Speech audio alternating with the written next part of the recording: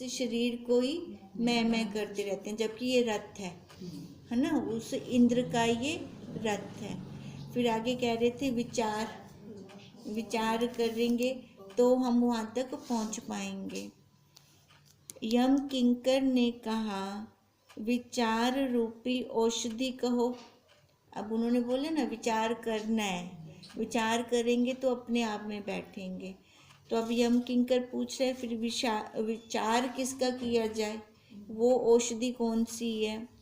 अश्वनी कुमार कहने लगे हे यम किंकर, एक दृष्टा पदार्थ है, एक दृश्य पदार्थ, दो है ना, एक दृष्टा एक दृश्य, तीसरा पदार्थ है ही नहीं, एक देखने वाला एक दिखने वाला। दृष्टा दृश्य नहीं होता और दृश्य दृष्टा नहीं होता, है ना।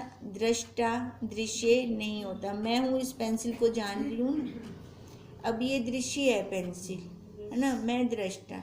अब ये दृश्य दृष्टा नहीं हो सकती, ये मेरे को नहीं जान सकती। दृश्य का कोई भी धर्म दृष्टा को स्पर्श नहीं करता। दृश्य का कोई भी धर्म दृष्टा को स्पर्श नहीं कर सकता। यह नियम अति प्रसिद्ध है। चक्षु दीपक सूर्य आदि को विषय सर्व लोकों को देखने में आते हैं। देखो, चक्षु दीपक सूर्य आदि के जितने सारे जितने भी विषय हैं सर्वलोकों में, सभी में। अब सर्वलोकों में, अब कहने का मतलब क्या है कि आंख सभी की देखने का काम कर रही है ना, आंख से हम सारा देख रहे हैं। सर्वलोकों में देखने में आते हैं। जो जानने में आता है सो दृश्य है। अब आंख ने जिसको देखा वो दृश्य हो गया। जानने वाला दृष्टा, जो देख रहा है वो दृष्टा। सारांश यह है कि जो जो ज्ञान का विषय है सो दृश्य, है ना, जो जानने में आ रहा है वो दृश्य। असत जड़ दुख रूप कोटि में है। अब दृश्य है तो ये कैसा होगा, दुख रूप, है ना, असत झूठ होगा ना। और जो स्वयं प्रकाश ज्ञान है, जिस ज्ञान द्वारा माया से आदि लेकर देह पर्यंत सर्व दृश्य जाना जाता है। देखो, जो स्वयं प्रकाश ज्ञान है, जो स्वयं, है ना, किसी और पे आधारित नहीं है ना, जो वो अंदर बैठा हुआ है, स्वयं प्रकाश ज्ञान है, जिस ज्ञान के द्वारा, उसके द्वारा हम इस माया को जान रहे हैं। माया से आदि लेकर देह पर्यंत सर्व दृश्य जाने जाते हैं। सो ज्ञान स्वरूप से ज्ञान तो एक ही है। हम देखो बैठे हैं ना यहाँ पर वो जानने वाला वो एक है ना, वो हम सबका एक है वो। सो ज्ञान सत चित आनंद स्वरूप आत्मा साक्षी दृष्टा है। सो साक्षी दृष्टा से परमात्मा परमेश्वर ईश्वर गोविंद नारायण आदिक भिन्न माने तो सर्व को, अब उन्होंने कहा ना, उससे हम जान सकते हैं, ठीक है, उसको जानने वाला कोई नहीं है। अब जानने में देखो क्या क्या आ रहा है, परमात्मा, परमेश्वर, ईश्वर, गोविंद, नारायण आदि, ये जानने में आ रहे हैं। तो इसका मतलब क्या हो गए, दृश्य हो गए। अब दृश्य को हमने क्या बोला था, असत जड़ दुख रूप, ये बोला था। ये नारायण आदिक भिन्न माने तो सर्व को, असत जड़ दुख रूपता तथा दृश्य रूपता बलात्कार ही मानेंगे। अलग माना ना, तो ये दृश्य कोटि में आ गए। अब परमात्मा को खोजने अगर हम बाहर जाते हैं तो हम किसको खोज रहे हैं? दृश्य को, आकार को, असत जड़ दुख रूप को खोज रहे हैं। अगर उनको हम अपना साक्षी मान लें तो फिर वो क्या हो जाएगा? सत चित अनंत। अब अगर मैं उनको अपना साक्षी मानती हूँ तो मेरे को बाहर जाने की जरूरत क्या है? मैं बाहर क्यों जाऊंगी? किसको खोजने जाऊंगी? है ना, खोजा उसको जाता है जो मेरे से दूर हो, मेरे से अलग हो। जब मैं हूँ वही, मैं अपने आप को क्यों खोजूंगी? है ना, तो वो तो मैं स्वयं हो गई, क्योंकि सत्य से भिन्न असत्य है, चैतन्य से भिन्न जड़ है, सुख से भिन्न दुख है, दृष्टा से भिन्न दृश्य है।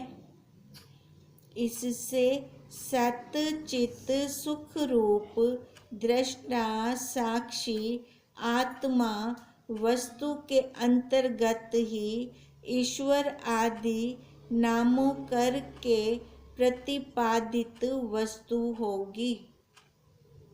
इससे सत चित सुख रूप दृष्टा साक्षी आत्मा वस्तु के अंतर्गत, है ना, इसके अंदर ही है ये ईश्वर भी परमात्मा भी। ईश्वर आदि नामों करके प्रतिपादित, हमने उसको कोई नाम दिया, है ना। अब नाम तो किसी वस्तु को दिया जाता है, तभी कहा प्रतिपादित वस्तु। अब हूँ तो मैं वही, हूँ तो मैं साक्षी, है ना, उसको अब नाम दे रही हूँ तो नाम तो किसी वस्तु को दिया जाता है। वस्तु होगी, पृथक नहीं, हमने तो उसको एक वस्तु बना दिया। पृथक मानो तो पूर्वोतक इनकी असत आदि गति होगी। अगर मैं अपने से पृथक बाहर ढूंढ रही हूँ उस ईश्वर को, तो देखो उसको असत कर दिया।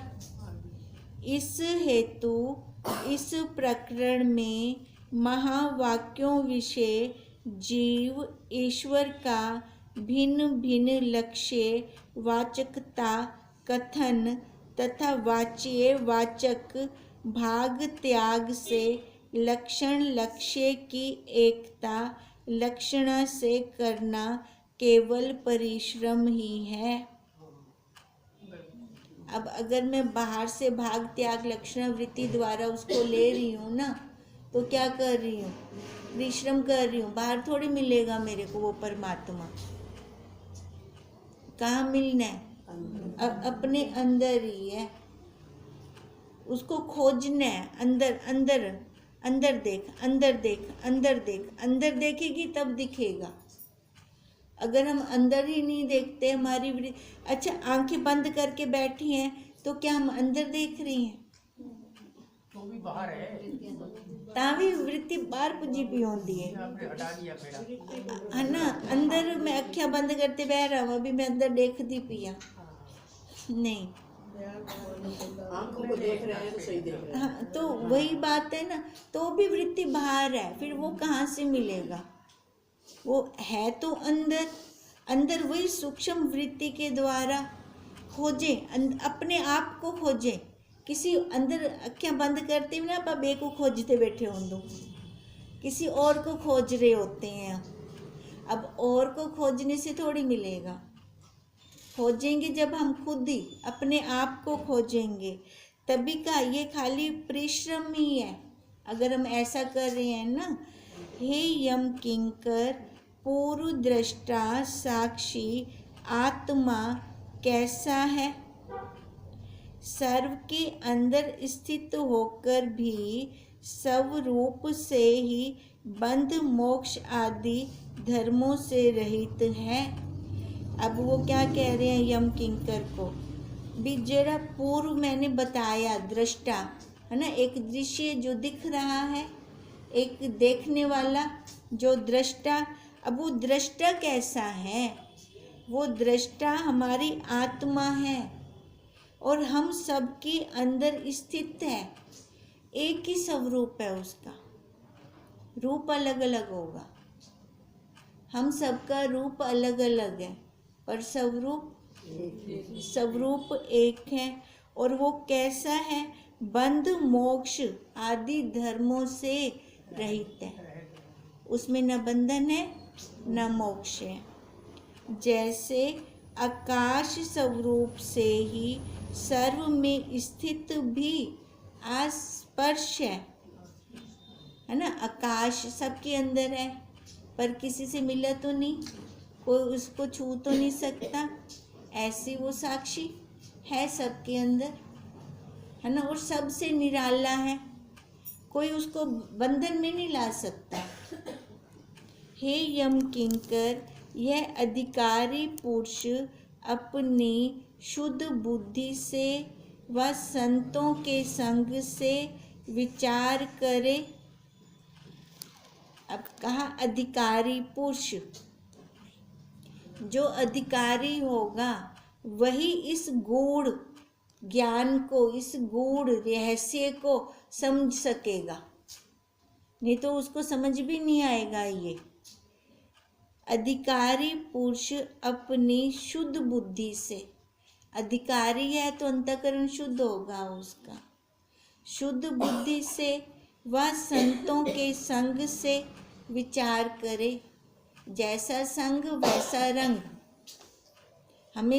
हम जिसका संग करते हैं ना वही रंग चढ़ता है। वैसे संस्कार स्वतः अपने आप आ जाते हैं। जब हम गुरुदेव के पास जाते हैं, उनकी ऑरा कितनी काम करती है। चाहे जितने मर्जी भर के जाए अंदर प्रश्न, वहाँ पहुँचते ही वहाँ खत्म। तो उनके ऑरा, उनका संग मिला ना हमें। अब कहते हैं उन संतों के संग से विचार करें कि इन दृष्टा दृश्य दोनों पदार्थों में मैं कौन हूँ, है ना। मैं दृष्टा हूँ कि मैं दृश्य हूँ, ये विचार करें। दृष्टा हूँ व दृश्य हूँ। जो मैं दृश्य हूँ तो दृश्य को मैं जानूं कैसे? जो दृश्य को जानता है सो दृश्य नहीं होता। जैसे चक्षु रूप को जानते हैं तो स्वयं रूप नहीं होते, तैसे ही मैं सुषुप्ति में अज्ञान से आदि लेकर जागृत में देह पर्यंत सर्व नाम रूप दृश्य को प्रकाश करता हूँ, अर्थात जानता हूँ। उसमें मैं दृश्य कदाचित भी नहीं बन सकता। अब क्या कह रहे हैं वो, कि पहले ये विचार करें कि जो दृष्टा दृश्य दोनों पदार्थों में मैं कौन हूँ। सबसे पहले तो ये विचार करें कि मैं दृष्टा हूँ कि मैं दृश्य हूँ। जो मैं दृश्य हूँ, पहले दृश्य को ले रहे हैं। अगर मैं दृश्य हूँ तो दृश्य को मैं जानूं कैसे? जो दृश्य को जानता है सो उससे अलग होता है। एक तो ना हुआ ना, तो मैं दृश्य फिर नहीं हो सकता। इसका मतलब उदाहरण क्या दे रही हैं? जैसे आँख रूप को जानती है, स्वयं रूप नहीं होती। अब आँख देखो, आँख औरों को तो देख रही है पर अपने आप को नहीं देख सकती, है ना। खुद को नहीं, अब अलग है ना, आँख से ये सारा अलग है ना, तब उनको देख रही है ना। जैसे चक्षु रूप को जानती है तो स्वयं रूप नहीं होती, तैसे ही मैं सुषुप्ति में अज्ञान से आदि लेकर जागृत में देह पर्यंत सर्व नाम रूप दृश्य को प्रकाश करता हूँ। देखो सुषुप्ति में, जबकि वहाँ कुछ भान नहीं है ना, जागृत अवस्था में आकर उस सुषुप्ति वाली गूढ़ निद्रा को भी बखान किसने किया? मैंने, है ना, उस साक्षी के द्वारा ही जाना ना मैंने। और जागृत में जितना नाम रूप दृश्य दिख रहा है उसको भी उसके द्वारा ही जान रहा हूँ। नाम रूप दृश्य को प्रकाश करता हूँ, अर्थात जानता हूँ। उसमें मैं दृश्य कदाचित भी नहीं बन सकता, क्योंकि मैं बता रहा हूँ वो सारा कुछ। सुषुप्ति में बहुत अच्छी नींद आई, ये भी मैंने बखान किया, तो दृश्य तो बखान नहीं कर सकता ना, बताने वाला मैं उससे अलग हूँ। बाकी शेष दृष्टा ही मैं सम्यक निश्चय करके हूँ। अब क्या कहा? अगर दृश्य हूँ तो बताएगा कौन? अगर मैं बता रहा हूँ तो मैं दृश्य नहीं हूँ, फिर इसका मतलब, तो इसका मतलब मैं क्या हूँ? मैं दृष्टा।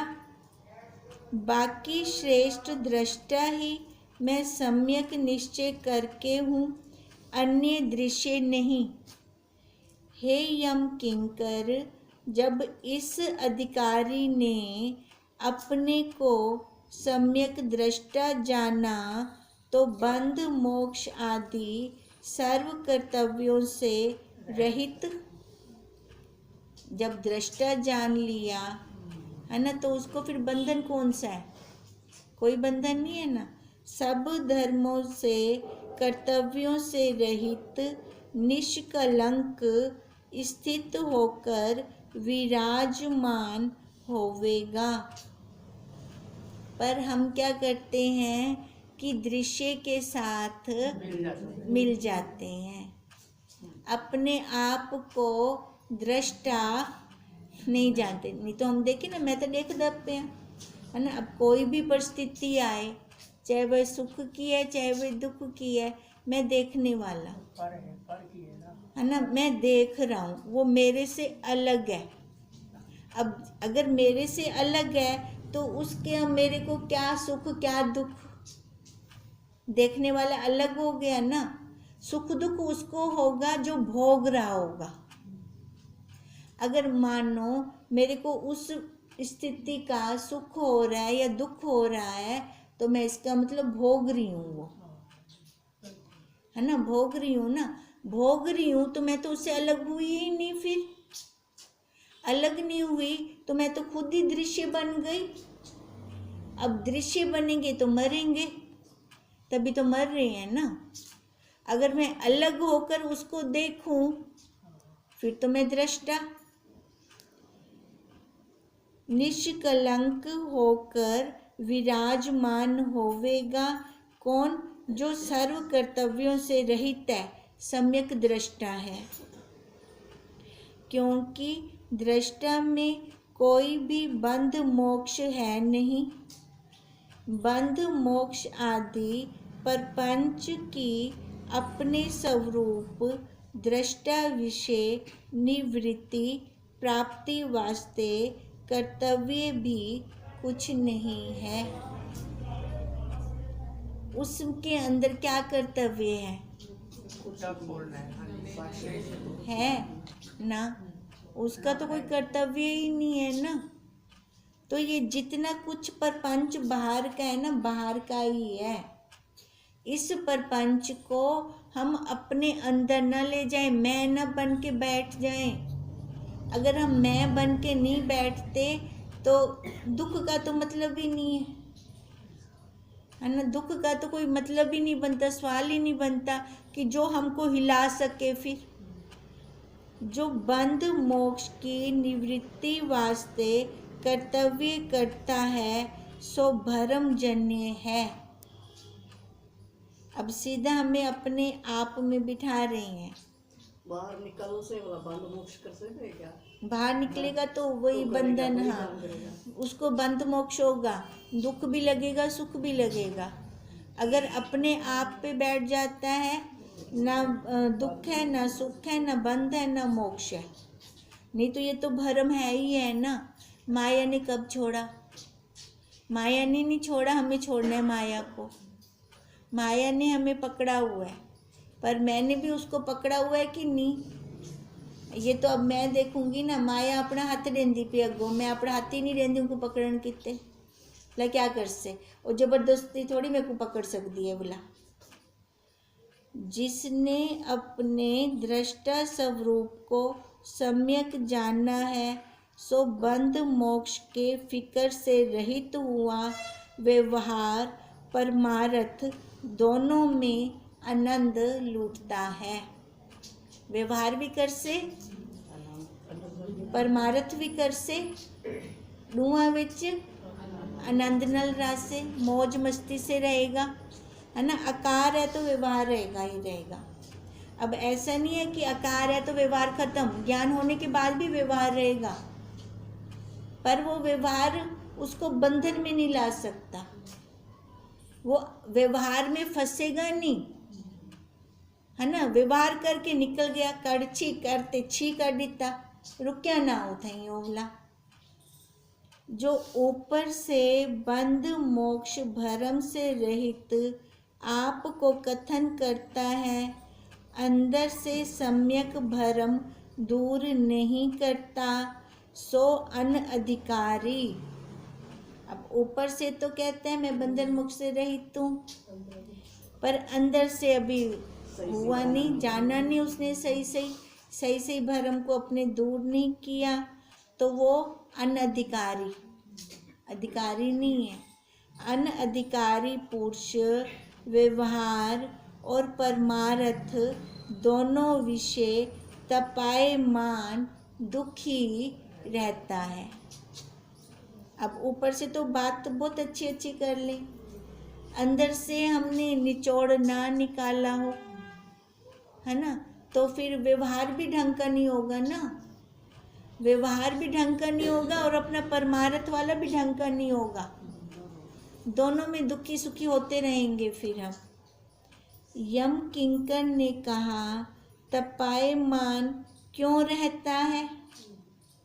अश्विनी कुमारों ने कहा माया के कार्य जो वैराग्य, शम, दम आदि दैवी गुण हैं और काम क्रोध आदि जो आश्री गुण हैं, स्थूल सूक्ष्म शरीरों में न्यून अधिक भाव से अनात्म धर्म है, तिसको अपना धर्म मान के तपायमान होता है।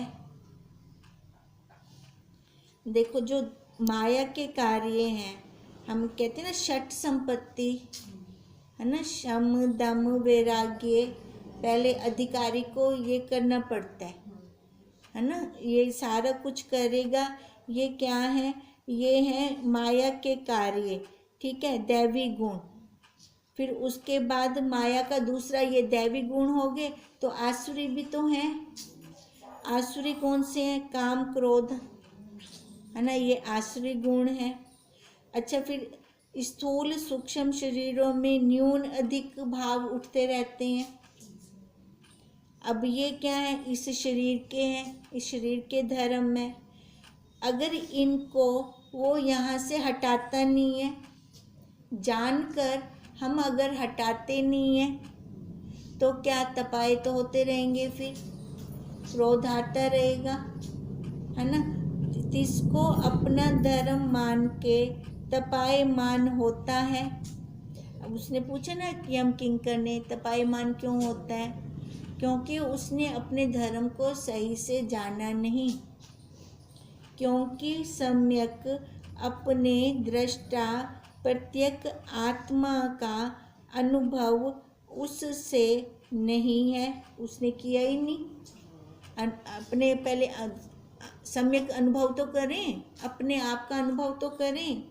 स्वभाव से ही सर्व दृश्य और दृश्य के धर्मों से रहित अलिप्त साक्षी दृष्टा आत्मा है, कर्तव्य नहीं।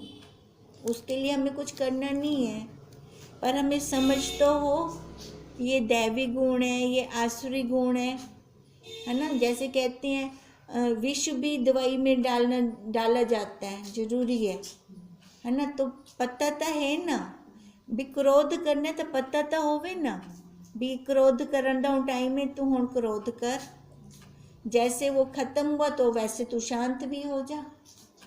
पर ऐसा तो नहीं कि तपायमान हुए तो डूडी थी गई ठंडा ही नहीं थींदा प्या वलाए, फिर ऐसे तो ना हो। जो जान जाता है वो तो ये औषधिवत प्रयोग कर लेता है, दैवी गुणों का भी आसुरी गुणों का भी। जो नहीं जान सकता वो तपायमान रहता है, वो उनका उपयोग कर ही नहीं सकता, ना दैवी गुणों का ना आसुरी गुणों का। जबकि उस साक्षी के अंदर कोई हमारा कर्तव्य है ही नहीं, कोई उसका कर्तव्य है ही नहीं, ना आसुरी गुणों का ना दैवी गुणों का। इसके प्रतिपादन करने वाले शास्त्र में सम्यक तिसका विश्वास नहीं होता। अब कहते हैं इसके प्रतिपादन करने वाले जो इनको दैवी गुणों को महानता देते हैं या आसुरी गुणों को बताते हैं, कहते हैं ऐसे शास्त्र में हमारा विश्वास नहीं होता। क्यों? क्योंकि उसके अंदर तो कुछ नहीं है ना, सीधा कहाँ बिठाए हमें? साक्षी पर, अपने आप में बिठाए। हे यम किंकर, जिसको सम्यक अपने स्वरूप का अनुभव हुआ है, सो किसी भी शास्त्र की कुछ अपेक्षा नहीं रखता। जिसको अपनी अनुभूति हो गई वो फिर शास्त्रों की तरफ थोड़ी जाएगा। वो क्या देखेगा? अपने आप को, अपनी अनुभूति को देखेगा, है ना। अब जैसे हम वो पढ़ते हैं गुरु वंदना, सुना बहुतों नहीं सुना है ना।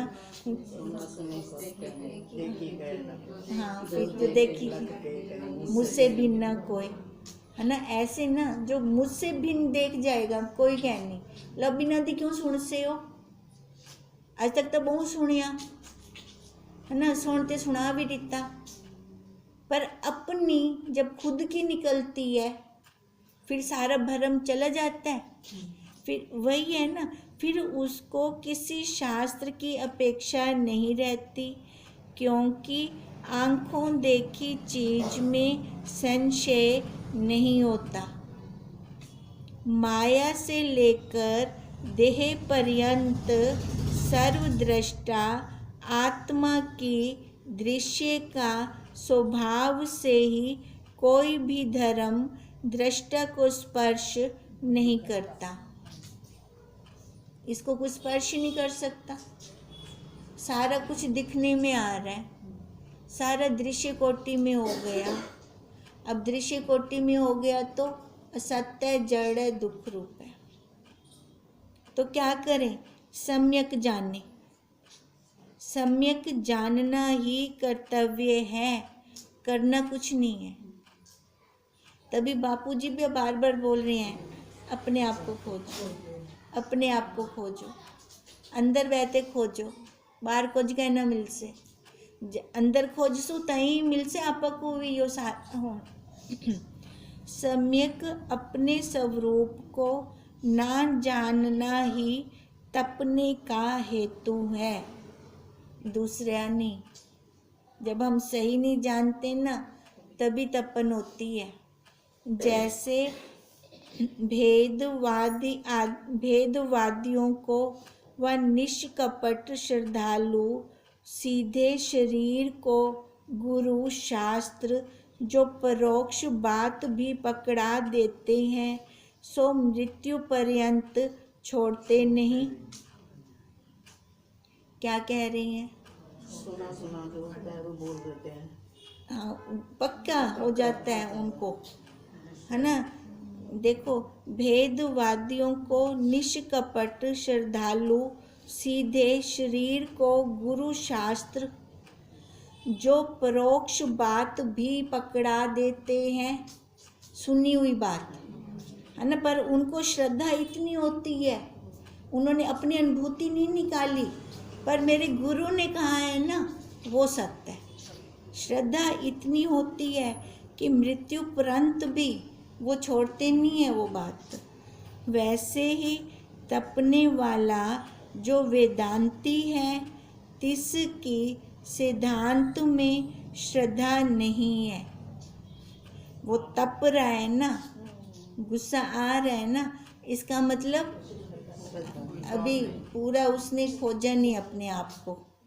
यह नहीं विचारता कि जो परोक्ष विष्णु, शिव, गणेश आदिकों के प्रतिपादक शास्त्र तथा मीमांसा आदिक 5 शास्त्र जो सत्य हैं, तो वेदांत शास्त्र भी छठा सत्य है ना। तो यो भी तो वेदांत भी तो सत्य है, सब तो वजह सत्य तो यो है ना। विष्णु पुराण, शिव पुराण, उनको तो सत्य मन गिदा। जो वह असत्य है तो यह भी असत्य है। इससे आप सहित सर्वहरि है। इस दृढ़ श्रद्धा पूर्वक भावना रूप उपासना से भी ताप नहीं होता, है ना। हिंदे नाल भी तपायमान नहीं थींदा अंतःकरण भी सर्वहरि है, आप सहित सर्वहरि है। एक चीज को तो पकड़ गिनू, अब वो अगर श्रद्धा ही नहीं है तो क्या पकड़ेंगे फिर, है ना। फिर तो तपायमान होता ही रहेगा, ये जीव तपायमान हो रहा है तो उसका चक्कर चलता रहेगा, चिरंजीवी रहेगा फिर। ओम तम नमामि, ओम तम नमामि हरि परम। ओम